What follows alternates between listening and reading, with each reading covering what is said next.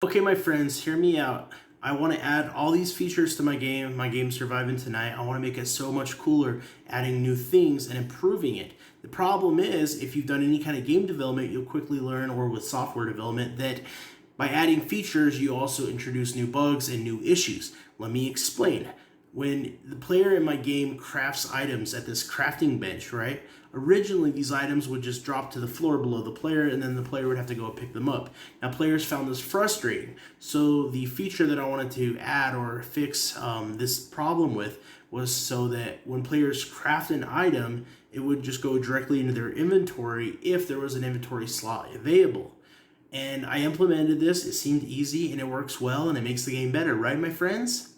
But hold on, there's now a new issue, a new bug in the game, you might call it, I suppose, that needs to be fixed. You see, what I found out pretty quickly is that while players can now craft items and have them go directly into their inventory, based on the way I did this, it happens anytime an item is created and the player touches that item within like the first 3 frames that it's created.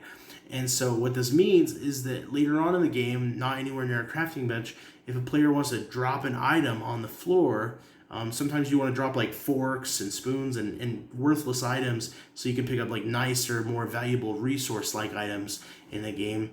The problem is now that the player tries to drop these items and they're immediately picked back up. So it's impossible for players to drop items out of their inventory because they're immediately picked back up. And so when your inventory is full, good luck going back to your base to get all that good loot to break down.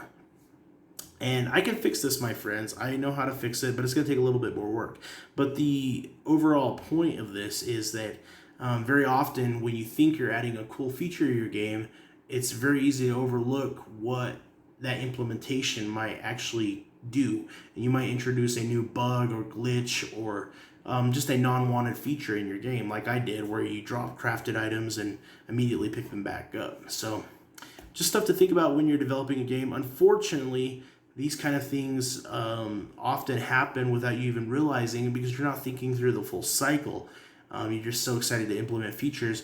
And I guess above all else, it's really important to note that when I implement features like this nowadays, I do not implement a feature and then push the update out that night and go to bed at all, because I know that when I implement any feature, even a feature I don't think is going to mess up my game or break it in some way, that I then need to sit down and test play the game thoroughly and just try things out and just make sure that the game is still working as I expect it to.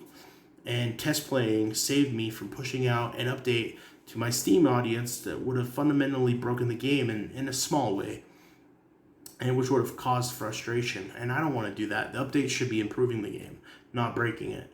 So just a life lesson for game developers out there.